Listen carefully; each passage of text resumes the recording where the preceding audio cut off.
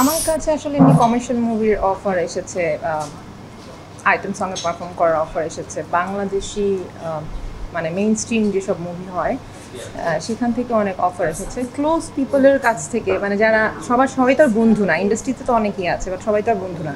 So বন্ধুদের কাছ থেকেও অনেক কাজের অফার এসেছে, বাট আমি আসলে ওটা পিক করিনি, কারণ মডেল ইমেজের জার্নিটা এটা অলমোস্ট 20 ইয়ার্সের, আর এটার পিছনে আমার অনেক dedication, it's my passion. Okay, so এটা আমার মনে হয় সবার কাছেই প্রমাণ আছে যে আমার মডেলিং কেরিয়ারটা আমি কীভাবে লাইক রান থ্রুটা কেমন, সেটা সবারই আইডিয়া আছে। সো ওই জিনিসটা আমি নষ্ট করতে চাইনি, যে আমি একটা জাস্ট ফিল্মের অফারটা নিয়ে নেব এবং সেটার কোনো আউটপুট কেমন আসবে সেটা আমি আগেই ভেবে ফেলতাম, যে একটা কমার্শিয়াল মুভিতে আমাকে এভাবে প্রেজেন্ট করা হবে, এভাবে প্রেজেন্ট করা, আমি আগে একটু শর্ট ব্রিফ শুনে নিতাম। সো ওটা নিয়ে আমি কখনোই হ্যাপি হইনি, সামহাউ আই ওয়াজন্ট স্যাটিসফাইড যে আমাকে যেই রোলটা ওর যেই ক্যারেক্টারটা ওর যেইভাবে আমাকে প্রেজেন্ট করা হবে, I wasn't satisfied with that. But হ্যাঁ, এখানে আরও অনেক কিছু আছে, হতে পারে একটা সিনেমা সব লাইক আমি ওরকম সিনেমাই করতে চেয়েছি, এই সিনেমায় শুধু নায়ক নায়িকার প্রেমটাই সব কিছু না, এটা একটা স্টোরি বেসড ফিল্ম হতে পারে, সেটা অফ ট্র্যাক কিছু হতে পারে, সামথিং ভেরি আর্টিস্টিক কিছু হতে পারে, একটা মানে পার্টিকুলার কোনো সাবস্টেন্সকে ঘিরে ওটা হতে পারে, কিন্তু ওখানে আমার প্রেজেন্সটা যতটুকু সময়ের হোক, it will have a depth. আর হচ্ছে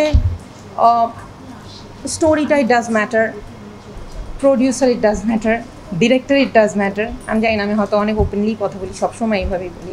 so it all does matter.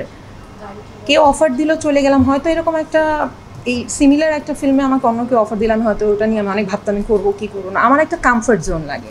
So Shabnam Ferdousi আমাকে যখনই আমি একাত্তর টিভিতে যেতাম তখনই আমাকে বলতো যে তোকে নিয়ে আমি একবার ফিল্ম করবো, নাটক না ফিল্ম করবো। So I believed in her, but like she kept her promise, যে she gave me a role like that, যেটা আমাকে স্যুট করবে, যেটা আমি প্লে করতে পারবো, and with that due respect যেটা মডেল উনি ক্যারি করে আসছে, তাকে ওই ডিউ রেসপেক্টের সাথে অন স্ক্রিনে প্রেজেন্ট করা হচ্ছে, ইট ডাজ ম্যাটার। আর হচ্ছে লাইক প্রডিউস যে করবে তারা তো সারাক্ষণ সারাউন্ডিংয়ে থাকবে, সেই কমফর্ট জোনটা আমার লাগবে, ইট ডাজ ম্যাটার। মানে আমাকে কীভাবে অফ স্ক্রিনেও ট্রিট করা হচ্ছে এটা আমার কাছে ম্যাটার, শুধুমাত্র অন স্ক্রিনে তো আমি নাচলাম, হিট হয়ে গেলাম, এটাই আমার কাছে সব কিছু না।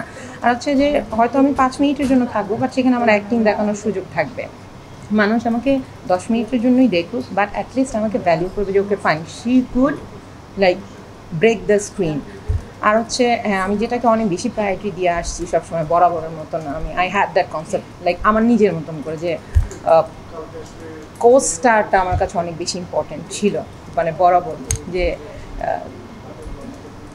আই ডোন্ট নো সামহাউ, মানে with home, like like with home, যার সাথে আমি স্ক্রিনটা শেয়ার করবো সেই কে, ইট ডাজ ম্যাটার। কারণ আমি অনেক মুভি দেখি, আমি সব টাইপের মুভি দেখি, ঢাকার মুভিটা খুব বেশি দেখা হয় না, বাট আমি লাইক ক্যালকাটার বাংলা সিনেমা সবচেয়ে বেশি দেখি, আর হচ্ছে বলিউড দেখি, মানে অফ ট্র্যাক কমার্শিয়াল সবই দেখি, হলিউডে দেখি, সবই দেখি।